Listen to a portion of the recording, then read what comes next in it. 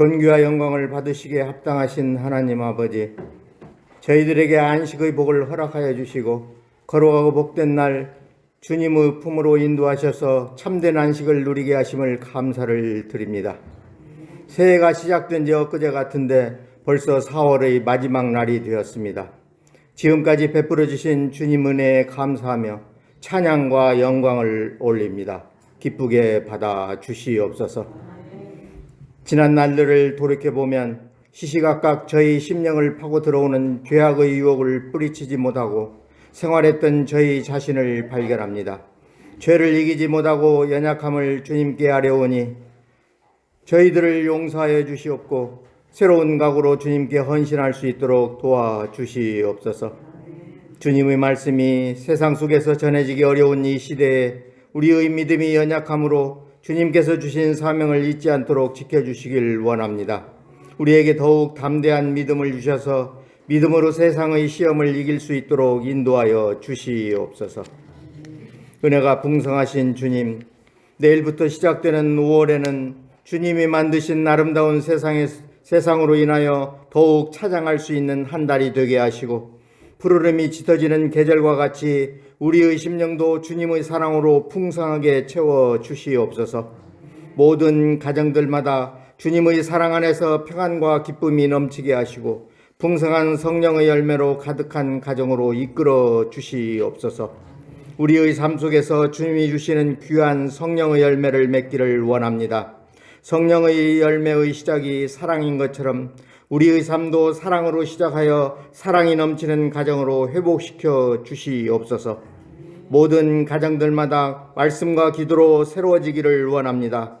가정의 달을 맞이한 모든 가정과 가족들에게 주님의 사랑과 인도하심으로 주님께서 만드신 아름다운 모습을 담게 하옵소서. 무엇보다 사랑으로 함께 하지 못하는 소외된 이웃들을 바라보기를 원합니다. 고독과 상실 속에 있는 영혼들에게 주님의 사랑이 충만히 전해질 수 있도록 은혜를 베풀어 주시옵소서.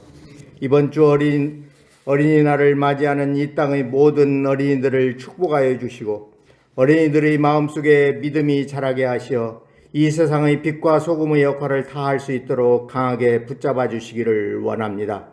온 세상 어린이들이 주님의 날개 아래서 밝게 자라나 세상을 밝게 비추는 등불이 되게 하시고 자기의 맡은 바 책임을 다하며 결코 불의와 타협하지 않는 사람으로 성장하기에 부족함이 없도록 이끌어 주시옵소서.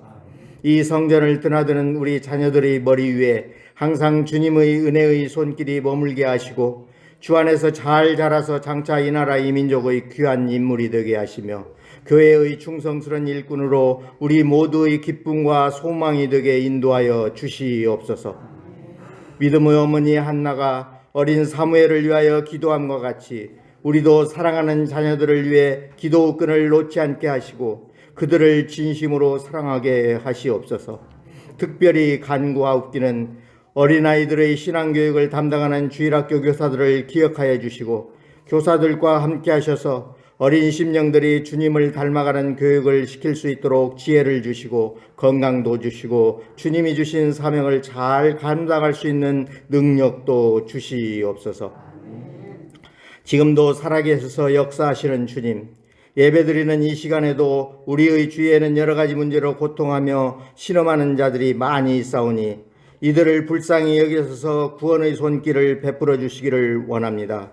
특별히 질병으로 고통당하는 자들과 함께 하셔서 소망의 끈을 놓지 않고 주님을 굳게 붙잡아 믿음으로 말미암아 치유되며 승리하는 역사가 있게 하옵소서. 그리하여 전과 같이 건강함을 되찾아 주님의 일에 더욱 정진할 수 있도록 은총을 베풀어 주시옵소서. 특별히 주님의 보혈 위에 세워진 교회를 위해 기도합니다. 일찍이 주님의 크신 뜻과 섭리가 계셔서 이곳에 주님의 교회를 세워주셨사오니 성령의 뜨거운 역사가 늘 강하게 역사하는 교회가 되게 하시고 부르짖는 기도마다 응답받는 축복의 현장이 되게 하여 주시옵소서. 무엇보다도 주님의 도우심 아래 날로 부흥해가는 교회가 되게 하시옵고 영원 구원의 사명 또한 잘 감당할 수 있는 교회 되게 하여 주시옵소서. 지역사회를 잘 섬기며 봉사하는 교회로 축복하여 주시옵소서. 이를 위해 동네방네 작은 도서관을 세워 운영하고 있사오니 작은 도서관이 이 지역의 문화와 정보센터의 역할을 잘 감당하며 마음의 쉼터로 주님을 만나는 마음의 안식처로 역할을 잘 감당할 수 있도록 우리 모두 힘을 모을 수 있도록 인도하여 주시옵소서. 주님의 몸된 교회를 위하여 몸을 들여 봉사하는 손길들이 있습니다. 특별히 주님이 주신 귀한 직분을 감사함으로 감당할 때 성도들에게 지혜와 힘을 주셔서 맡은 바 직분을 잘 감당할 수 있도록 인도하여 주시옵소서. 주님과 교회를 섬기면서 저희들을 푸른 초장으로 인도하시기에 온 힘을 쏟고 계신 최은호 목사님을 성령의 능력으로 붙들어 주시고 진리의 말씀을 베풀기에 부족함이 없도록 지혜와 능력을 허락하여 주시옵소서. 그동안 코로나19로 인하여 중단되었던 대신방을 할 수 있도록 은혜 주심을 감사를 드립니다. 신방을 하시는 목사님 강건케 붙들어 주시사 피곤치 않도록 주의 성령께서 함께하여 주시옵소서. 가정마다 준비하신 축복의 말씀을 전할 때 그의 가정에 꼭 필요한 말씀이 되게 하시고 치유와 위로와 평안과 새 힘을 얻는 축복의 가정이 되게 하옵소서. 예배를 돕는 손길들과 할렐루야 찬양대를 기억하시고 하늘의 보좌에서 기뻐 받으시는 예배가 되기를 원하오며 거룩하신 예수님의 이름으로 기도드리옵나이다. 아멘.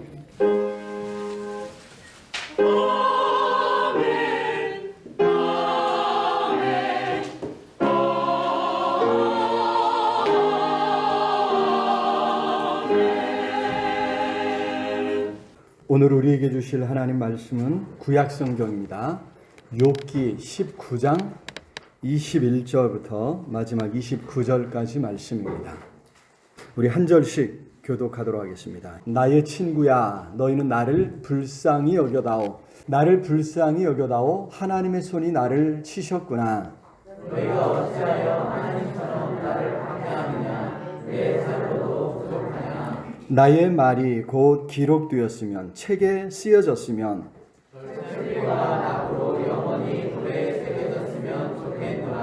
내가 알기에는 나의 대속자가 살아계시니 마침내 그가 땅 위에 서실 것이라.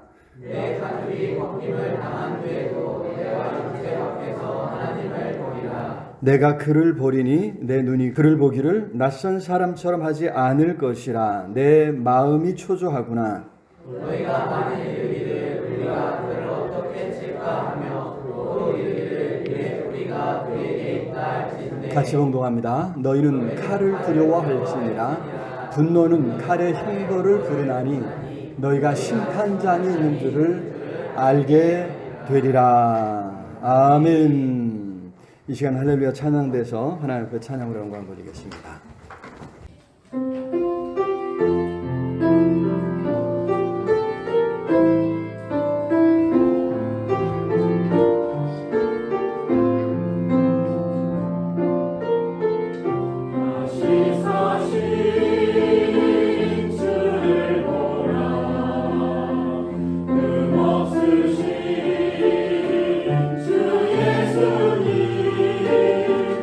온 세상을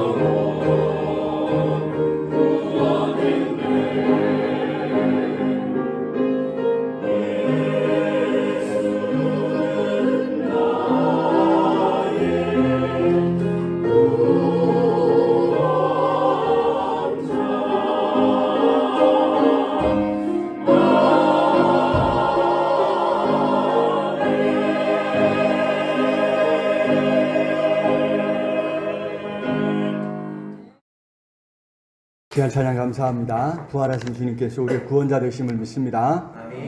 오늘 이제 부활절 넷째 주일이죠.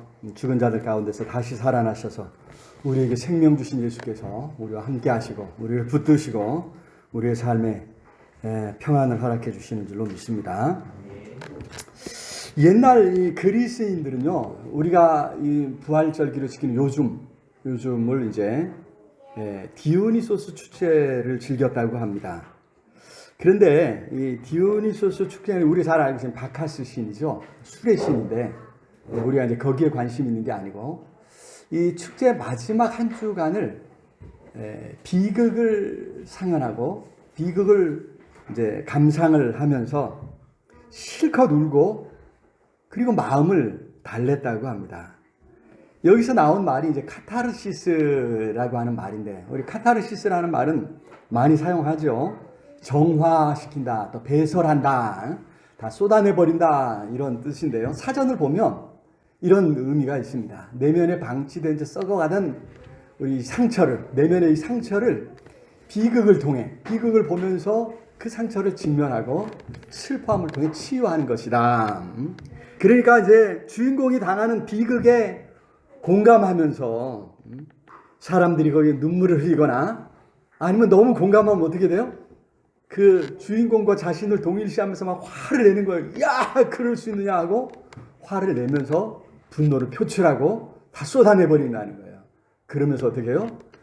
눈물도 흘리고 그렇게 함으로써 이제 감정을 정화시키는 거죠.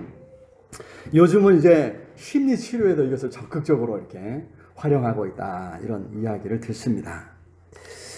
자, 이것이 어쩌면 문학 작품 속에 희극보다 비극이 더 많은 이유가 아니겠는가, 이런 생각을 해보면서요.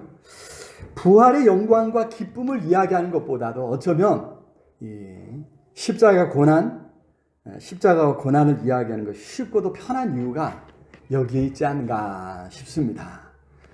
우리의 이 상처들을, 이 슬픔을 밖으로 배출하면서 울면서 이런 이제 치유를 받는다고 하는 이런 이야기죠.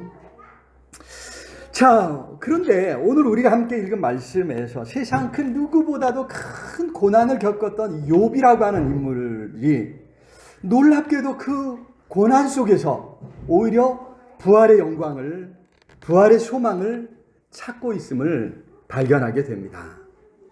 욥은 우리가 잘 알듯이 무엇보다도 누구보다도 큰 고난을 겪었던 사람 아니었습니까? 사실 세상 그 누구보다도 평안하게 살고 있었습니다. 부족할 것 없는 삶이었죠. 영적으로도 하나님 앞에 흠이 없는 사람이었습니다. 그런데 하루아침에 망하고 만 것입니다. 얼마나 처참하게 변했는지 그를 위로하려고 친구들이 찾아왔다가는 할 말을 잃어버린 거예요. 무려 7일 동안 아무 말도 못하고 7일을 이렇게 소비를 하죠. 그리고 나서 이제 친구들이 입을 열어서 말하기를 시작하는데 무슨 말을 하느냐면, 아니 도대체 무슨 죄를 지었기에 이처럼 처참하게 변할 수 있냐, 그러면서 뭔가 숨겨놓은 죄가 있는 거 아니냐, 계속해서 친구들이 이제 욥에게 따지거드는 이런 모습을 보게 됩니다. 자, 그런데 중요한 것은 욥기 1장과 2장에서 성경은 뭐라 그러냐면, 성경은 여기에 뭔가 이제 이유가 있다는 거예요. 그 이유를 먼저 딱 이렇게 제시를 해주고 그 다음에 욥의 이야기를 해가는데, 한마디로 말하면 하나님께서 욥을 너무너무 사랑하셔서 욥을 자랑하고 싶으셨다는 거예요. 야, 이런 사람 너 보았느냐? 사탄에게 자랑하시죠. 욥기 1장 8절 한번 읽어볼까요? 욥기 1장 8절 시작. 여호와께서 사탄에게 이르시되 내가 내 종 욥을 주의하여 보았노니 그와 같이 온전하고 정직하여 하나님을 경외하며 악에서 떠난 사람이 세상에 없느니라. 그렇습니다. 하나님이 욥을 너무 귀하게 보신 거예요. 그래서 사탄에게 자랑하신 거죠. 이런 사람 세상에 둘도 없는 사람이다. 너 보았느냐? 자세히 주위에서 보았느냐 이렇게 물어보신 이것에서 여기서 이제 모든 사건이 시작되죠. 참 성경을 읽으면서 욥기를 읽으면 야 이런 믿음의 사람으로 살아갔으면 얼마나 좋겠는가. 우리가 항상 넘어지고 부족해도 하나님은 우리를 사랑하시고 우리를 응원해 주시는 줄로 믿습니다. 하지만 이제 우리가 이제 늘 그걸 당연하게 여기면 안 된다는 거예요. 늘 넘어지고 실수하고 범죄하고 이거를 당연하게 생각하고 그래도 나는 하나님 앞에 나아가면 십자가를 의지하면 용서하시고 다 받아주신다. 이런 정도의 신앙에 머물러서는 안 될 줄로 믿습니다. 이제 우리는 조금 더 성숙한 모습으로 하나님을 기쁘시게 하며 살아가야 될 줄로 믿습니다. 여러분 그런 모습이 우리 하나님 아버지를 얼마나 기쁘시게 할까 생각해 보라고 하는 것입니다. 이를 위해 예수께서 성령님을 보내주신 줄로 믿습니다. 이제 우리 성령님의 도우심을 입어서 더 이상 이제 죄 가운데 실수하고 범죄하며 살아가는 것이 아니라 하나님을 기쁘시게 하는 삶을 살아가게 될 줄로 믿습니다. 자, 그런데 여기 욥은 이런 시험과 환난을 겪으면서 하나님이 어떤 분이신가, 하나님께서 어떻게 세상을 구원하려 하시는가 하는 것을 깨닫게 되었습니다. 여러분 이것이 친구들과 전혀 다른 점입니다. 친구들과 이 계속되는 논란 속에서 욥은 이처럼 하나님을 알아가요. 하나님이 어떤 일을 하시는가를 알아가요. 그런데 친구들은 여전히 거기에 그 자리에 똑같이 한결같이 머물러 있는 것을 볼 수가 있죠. 그러면서 나중에는 친구들이 할 말을 잃습니다. 할 말을 잃어버리는 이제 이런 모습을 봅니다. 이 친구들은요 계속해서 그 이유가 인과응보 사상으로 욥을 정죄하고 있기 때문이죠. 친구들의 주장에 전혀 발전이 없다는 거예요. 오히려 친구들은 자신들의 말을 욥이 수긍하지 않고 인정하지 않고 죄를 인정하지 않는 것에 대해서 아주 짜증을 내는, 위로하려고 찾아와 놓고는 오히려 욥을 얼마나 괴롭히는지 몰라요. 말로 괴롭히죠. 말로 괴롭혀서 오늘 21절 22절 한번 읽어볼까요? 21절 22절 시작. 나의 친구야 너희는 나를 불쌍히 여겨다오.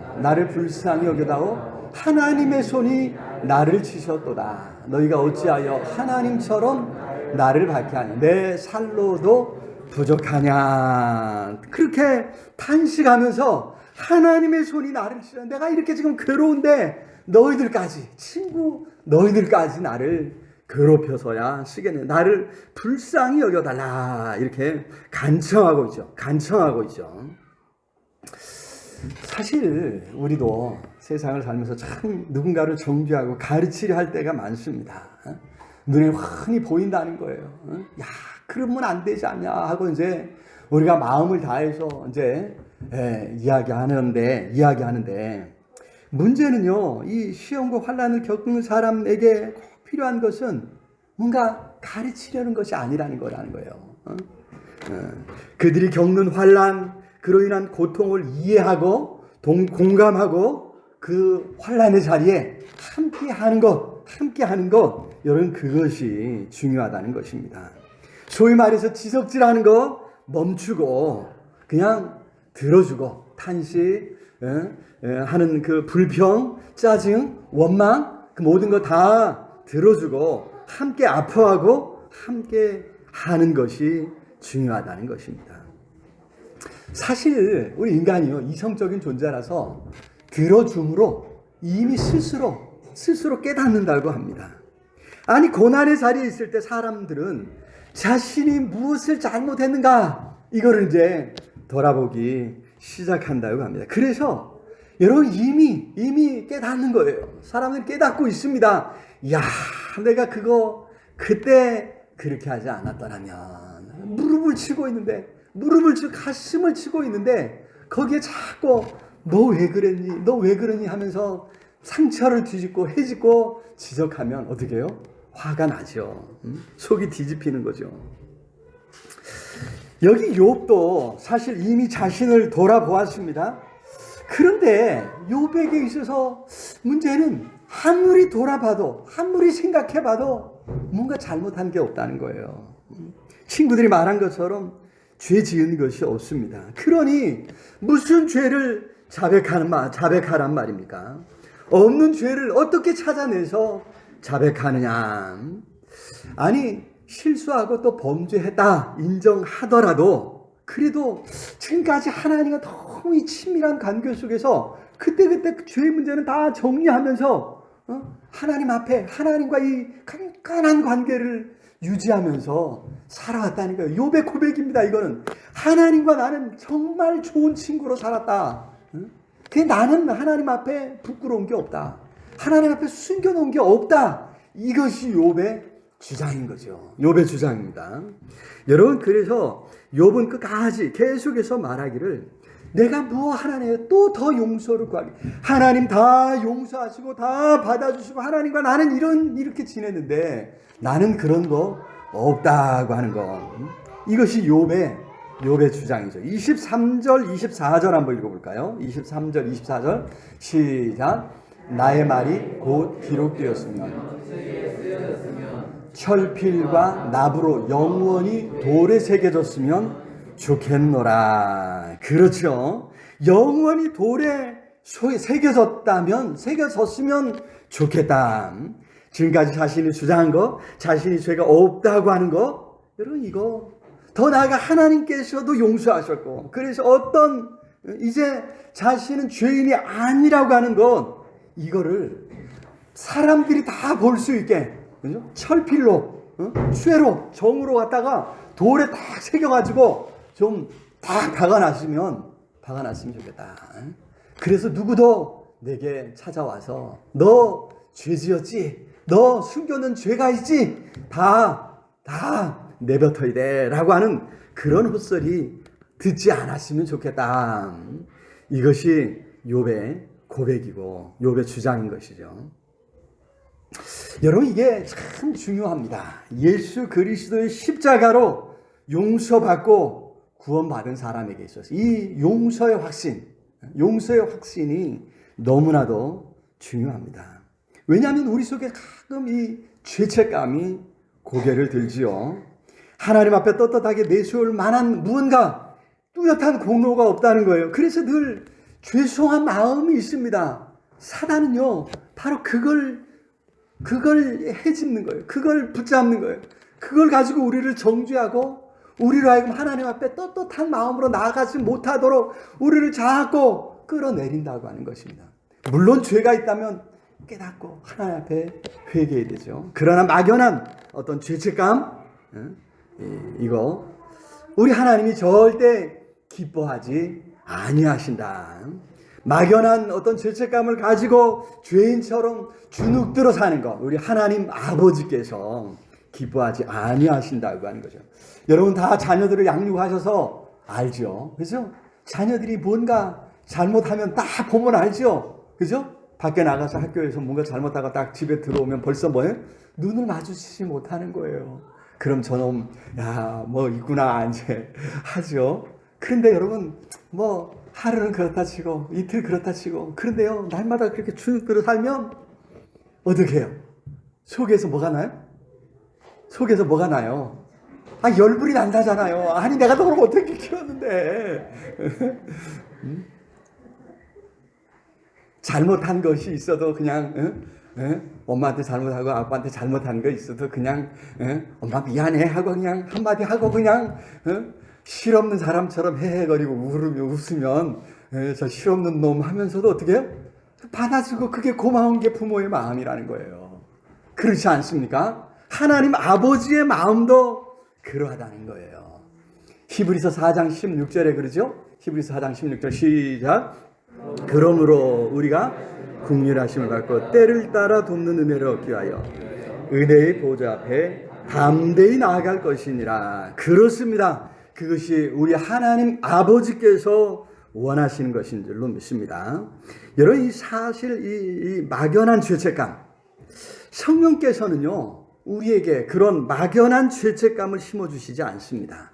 성령께서는 무엇이 죄인지를 분명하게 깨닫게 해줍니다. 분명하게 딱 요거 죄야 이렇게 성령께서 깨닫게 해주시는 거지, 막연한 죄책감은요, 사단이 심어준다는 거예요. 그래서 늘 자신을 정죄하고 자신의 부족함을 탓하면서 고개 들지 못하게 하는 것, 이건 사단의 괴계이다고 하는 것이죠. 그런 죄책감이 우리에게 이제 생길 때 점검을 해봐야 돼요. 야, 내가 뭘 잘못했지? 우리 자신을 한번 돌아보면서 성령께서 깨닫게 해주시도록 우리가 기도해야 될 줄로 믿습니다. 근데 뭐가 없으면 어떻게 해요? 야, 이건 사단이 자꾸 내 속에 뭔가를 지금 이렇게 지금 이제 나를 이제 끌어내리려고 하는구나. 사단을 대적하고 오히려 나는 십자가의 피로, 예수 그리스도의 십자가의 피로 구원받은 하나님의 자녀야. 나 건들지 마. 선포하고 주장하고 나아가야 될 줄로 믿습니다. 자, 그처럼 우리가 죄의 문제를 다뤄야 되는데 여기 이제 욥은 하나 더 생각을 하는 거예요. 그렇게 나의 그 옳음을 주장할 뿐만이 아니라 누군가가 있어서 내가 옳다고 한마디만 좀 해준다면 얼마나 좋겠는가, 이런 마음이에요. 친구들이 야, 너는 그래도 참 괜찮은 사람인데 이런 어려움을 당하다니 참 너무 안타깝다, 이런 말 한마디만 해주면 너무 좋겠다는 거죠. 누군가가 나서서 저 사람은 정말 죄가 없습니다, 저 사람에 대해서는 내가 보증합니다 라고 그렇게 증언해준다면 얼마나 좋겠느냐는 거죠. 우리말 이제 그런 일을 하는 사람을 법적으로 변호사 그러죠. 변호인이죠. 여기 욥은 친구들과 논쟁을 하면서 친구들이 자기 편에 서주지 않는 것이 너무 서운한 거예요. 그러면서 욥은 거기서 한 단계 더 나아가요. 나를 공의로운 세상이라면, 하나님이 공의로우시다면 뭔가 나를 변호해 줄 누군가가 반드시 있을 것이다. 변론하면서 논쟁하면서 욥은 대속자의 존재를 깨닫게 됩니다. 자, 25절 말씀 우리 같이 한번 읽어볼까요? 시작. 내가 알기에는 나의 대속자가 살아계시니 마침내 그가 땅 위에 서실 것이라. 그렇습니다. 여기 대속자가 있어서 자신의 억울함을 풀어주리라고 하는 이야기죠. 정말 의로운 사람, 죄 없는 사람에 대해서 누군가가 변호해 주는 사람이 있어야 여러분 그런 세상이 공의로운 세상이라 말할 수 있는 거죠. 죄가 있는지 없는지 하나님께 판단해 달라고, 하나님께서 판단해 달라고 욥은 계속해서 하나님께 부르짖었습니다. 그런데 지금까지 하나님께서 아무 응답도 하지 아니하시는 거예요. 그래서 지금 상황은 오히려 하나님께서 욥을 정죄하시고 욥을 죄인 취급하시는 것 같습니다. 그러니 이렇게 극심한 고난을 받는 것 아닙니까? 친구들의 말처럼 정말 뭔가 숨겨진 죄가 있어서 하나님께서 응답하시지 않고 하나님께서 형벌하시는 것처럼 틀림없어 보입니다. 그런데 욥은 앞에서 말한 것처럼 자신의 죄를 인정할 수 없었던 거죠. 너무나 억울한 것입니다. 자, 그러니 공의가 살아있다면 누군가가 나서서 억울하다고, 이 사람은 정말 억울하다고, 이 사람은 정말 죄가 없다고 변호해주고 증언해 주어야겠죠. 공의가 살아있다면 그렇게 되어야 되는 것입니다. 여러분, 그런 의미에서 욥은 어딘가 나의 대속자가 살아있다 확신하고 있는 것이죠. 여기 대속자라고 하는 이 말 너무나도 유명한 이제 고엘이라고 하는 말이에요. 고엘 이제 구속자, 보통 이제 구속자인데 여기 대속자라고 이렇게 표현을 했고요. 여기 이제 결백 증명자라고도 이렇게 이야기합니다. 결백 증명자, 결백을 증명해 주는 사람, 어려움을 당한 사람을 위해 무언가를 하는 사람, 누군가 어려움을 당하고 있습니다. 그 사람을 위해서 무언가를 하는 사람, 구속자, 대속자라고 하는 거죠. 내가 너무 약합니다. 그래서 나 자신을 보호할 수 없을 때 나를 보호해 주는 사람이에요. 결국 내가 억울하게 죽임을 당하고 말았습니다. 그때 어떻게 해요? 그때 나서서 억울함을 밝혀주고 나를 억울하게 죽게 만든 그 사람, 원수죠. 원수를 갚아주는 사람이죠. 여러분, 그래서 이 대속자는 가장 가까운 사람, 그 사람에 대해서 너무나도 잘 알 수 있는 가장 가까운 가족부터 시작해서 친지들로 이제 대속자가 될 수 있었습니다. 그런데 지금 가장 가까운 사람들로부터 친구까지 이제 욥기 19장 앞부분에서 보면 내 친척은 나와 머물러 사는 자, 내 여종들을 또 자기 집에 있는 사람들, 17절은 내 아내도 어린 아이들까지도 세상 모두가 다 지금 욥에게서 등을 돌리는 이런 상황을 이제 한탄하고 있는데, 여러분 그렇다면 정말 아무도 없느냐? 정말 아무도 없느냐? 아니라는 것입니다. 욥은 그럼에도 대속자가 계심을 믿었다는 것이죠. 자, 여기 약간 어려운데요. 이 대속자가 누구일까? 대속자가 누구일까? 하나님이시겠죠, 그죠? 하나님이실 것 같은데 하나님이 아닐 수도 있다는 거예요. 이게 어려운 거예요. 욥이 지금 하나님은 그래도 내 편이 되시고 나의 대속자가 되어주시라, 되어주시리라 이렇게 믿고 살았는데 지금 상황은 어때요? 지금 상황은 그렇지 못하다는 거예요. 지금은 하나님이 오히려 내 어떤 숨겨진, 친구들이 그렇게 말하잖아요. 내 숨겨진 죄를 딱 찾아내가지고 그거 꼬투리 잡아서 지금 나를 괴롭히고 있는 이런 상황이에요.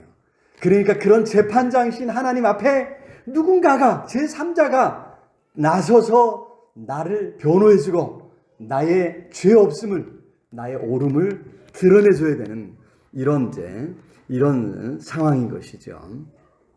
그래서 욥은 하나님과 같은 또 다른 누군가를 찾고 있는 것입니다.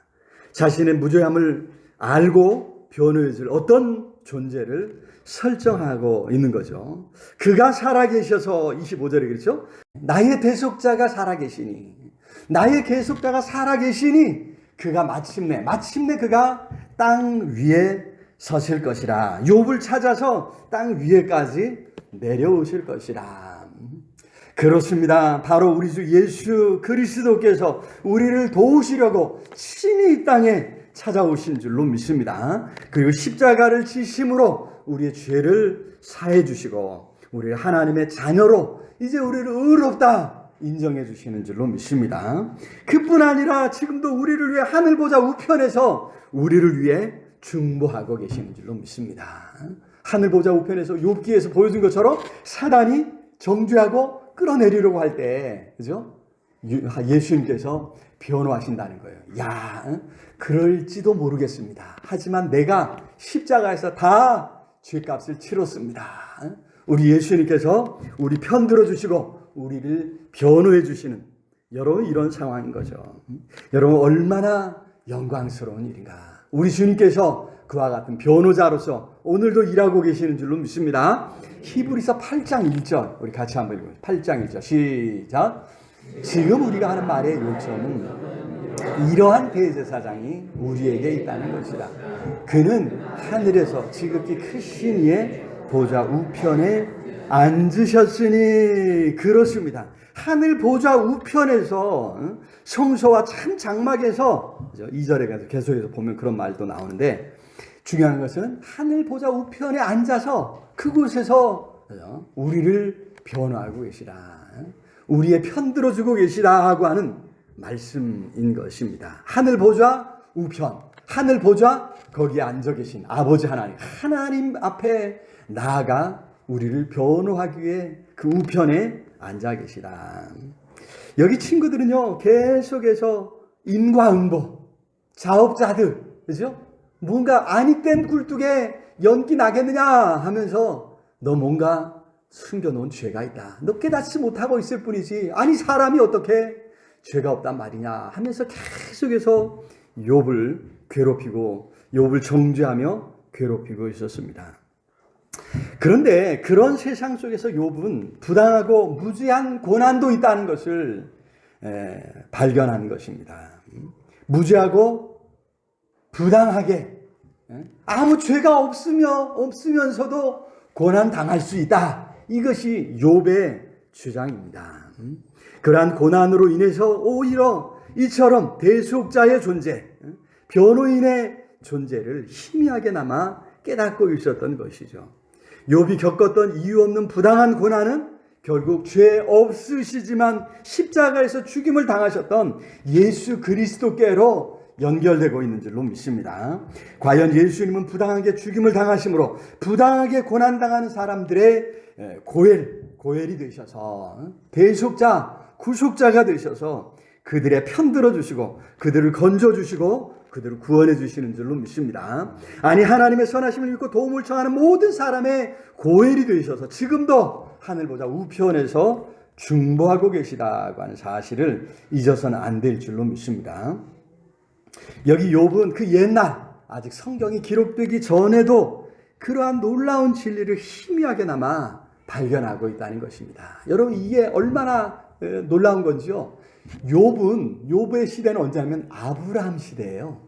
아브라함과 같은 시대에 살았을 것이다, 이렇게 학자들이 추측하거든요. 그러니까 성경이 전혀 기록되지 않았을 때, 아브라함도 여전히 아직도 하나님에 대해서 잘 모를 때, 바로 그때에 욥은 어떻게 해요? 이 성경의 계시의 흐름 속에서 대속자의 존재까지도 이렇게 발견하고 깨닫고 그 앞에 호소하고 있는 이런 이제 놀라운 모습을 보게 됩니다. 사실 욥은 그렇다고 해서 지금 모든 일이 다 우리 자꾸 이제 41장, 42장 욥이 이제 다 회복되고 이제 복받고 평안해졌더라, 이걸 기억합니다만은, 여러분, 욥은 여전히 지금도 자신의 운명이 어떻게 될지 가늠할 수 없는 그런 상황이었습니다. 욥이 지금 생각하기엔 오히려 그렇게 죽음으로 끝날 것 같아 너무나 두려웠습니다. 26절 한번 볼까요? 26절 시작. 내 가죽이 벗김을 당한 뒤에도 내가 육체 밖에서 하나님을 보리라. 비록 지금 당장은 아닐지라도 고난이 끝나는 날 아마도 이제 죽음으로 끝나지 않겠습니까? 그죠? 이게 욥의 생각이에요. 지금 머리끝부터 발끝까지 난 그 종기 때문에 질그릇 조각으로 몸을 푹푹 긁어야 뭔가 좀 시원하고, 그렇게 지금 고통 속에 있는데, 그렇게 하다가 피부 가죽이 다 벗김을 당한 뒤에도 그렇게 고난이 끝난 후, 아마도 그렇게 죽은 후에야 육체 밖에서 하나님을 보게 되지 않을까. 이것이 욥의 답답한 마음이죠. 정말 바라는 것이 있다면 그의 목숨이 붙어 있고, 그래서 육체 안에 있을 때 하나님을 만나고, 하나님께서 그의 그 억울함을 들어주시고 명백하게 판결해 주시는 것, 하나님께서 그래, 너는 죄 없다, 넌 잘못한 것이 없다라고 선언해 주시는 그 한마디를 듣고 싶은 거죠. 오히려 하나님께서 얼마나 수고했니 하고 안아주신다면 얼마나 좋겠느냐는 것입니다. 그런데 아무리 생각해도 지금 하나님께서 그럴 마음이 없으신 것 같다는 거예요. 그래서 그 마음이 초조하다는 것입니다. 27절 읽어보겠습니다. 27절 시작. 내가 그를 보리니 내 눈으로 그를 보기를 낯선 사람처럼 하지 않을 것이라. 내 마음이 초조하라. 하나님이 나를 볼 때 낯선 사람처럼 하지 않을 것이다. 이건 분명한데 문제는 왜 이렇게 초조해요? 내가 살아있을 때는 하나님이 그럴 마음이 없으신 것 같다고 하는 이런 생각이죠. 그러나 중요한 것은 그럴지라도 하나님을 만나고 하나님 앞에 설 소망을 여기 욥은 놓치지 않고 있다고 하는 것. 심판주이신 하나님 앞에 설 때 거기 대속자가 계셔서 변호해 주실 것이다. 그리고 하나님이 바르게 옳게 판단해 주실 것이다. 그리고 모든 눈물을 닦아 주실 것이다. 그러한 소망을 욥이 굳게 붙잡고 있는 줄로 믿습니다. 오늘도 우리는 세상을 살면서 욥처럼 시험과 환난을 겪을 때가 많이 있습니다. 아무도 내 곁에 남아있지 않고 누구도 나를 편들어 주지 않고 손가락질하면서 저 사람이 이제 끝났어 라고 이야기할 그런 때, 혹시 그런 때를 겪고 있지는 않습니까? 세상에는 부당한 고난, 또 이해할 수 없는 일들이 너무나도 많이 있다고 하는 것입니다. 그렇다고 해서 불평하고 원망하며 삶을 끝내겠는가 하는 것입니다. 절대 그럴 수 없습니다. 여기 욥이 발견한 것처럼 부당하게 고난당하고 있음을 증언해 주실 변호인, 대속자, 대속자가 있음을 기억할 수 있게 우리 주님의 이름으로 축원합니다. 예수 그리스도께서 우리의 대속자가 되심을 기억하고 그날 우리 주님 다시 오실 날 부활의 영광에 참여하게 될 그날 우리의 의로움이 드러나고 우리의 믿음의 그 수고를 우리 하나님께서 다 아시고 우리의 눈물을 닦아주신다고 하는 사실을 기억할 수 있게 우리 주님의 이름으로 축원합니다. 바라기는 그 소망을 굳게 붙잡고 그 소망 때문에 욥처럼 어떤 고난 가운데 있더라도 더욱 하나님을 찾고 하나님 앞에 나아갈 수 있는 우리 모두가 될 수 있기를 우리 주님의 이름으로 축원합니다. 오늘 말씀을 생각하면서 간절히 우리 통성으로 함께 하나님 앞에 기도했으면 좋겠으며 여러 시험과 환난 가운데 있더라도 하나님 나를 버리지 아니하심을 믿습니다. 나의 변호인 나의 대속자가 되어주심을 믿습니다. 하나님 끝까지 이 소망 잃지 않게 해 주시옵소서. 우리 간절히 여전히 시험과 환난과 어려운 가운데 있는 우리 주변에 우리 이웃들 우리 가족들 이웃들을 보면서 하나님 불쌍히 여기시고 능력의 손으로 꼭 붙잡아 달라고 우리 간절히 우리 통성으로 함께 하나님 앞에 기도하겠습니다. 사랑의 주님 시험과 환난 가운데서도 하나님의 살아계심을 하나님의 선하심을 믿습니다. 불쌍히 여겨주시고 불쌍히 여겨주시고 성령 하나님 붙잡아 주시옵소서. 시험과 환난 가운데 어찌할 줄 모를 때 주님 성령으로 함께 하시고 도우심을 믿습니다. 하나님의 선하심을 믿고 끝까지 믿음을 지키겠습니다. 믿음을 지키겠습니다. 성령 하나님 붙잡아 주시옵소서. 성령 하나님 능력의 손 권능의 팔로 꼭 붙잡아 주셔서 주님 앞에 설 수 있도록 축복하여 주시옵소서. 오늘도 주의 은혜를 구하며 십자가의 주님을 바라보며 주님 앞에 나아온 우리 모두에게 큰 은혜 주시고 능력 주시옵시기를 아버지 간절히 소망. 오늘도 이 땅에 여러 가지 어려움 속에 시험과 환난 가운데 하나님을 찾는 사람들이 많이 있습니다. 주님 만나 주시옵소서. 주님 붙잡아 주시옵소서. 주님 그들도 대속자 되시는 예수 그리스도를 알 수 있도록 은혜를 허락해 주시옵소서. 이제는 부활여 생명 되신 우리 주 예수 그리스도의 은혜와 사랑하는 아들을 포기하시면서도 우리에게 생명 주신 하나님의 큰 사랑과 오늘 우리 가운데 함께 하셔서 도우시는 붙들어 주시는 성령 하나님의 인도교제 충만케 하시는 역사가 부활의 소망 가지고 끝까지 믿음으로 살아가기로 다짐하고 나아간 우리 온 성도들 위해 흩어져 살아가는 가족들 위해 자녀들 위해 이 땅 가운데 환난 가운데 하나님을 찾는 모든 하나님의 사람들 위해 이제로 영원토록 함께 있을지어다. 아멘.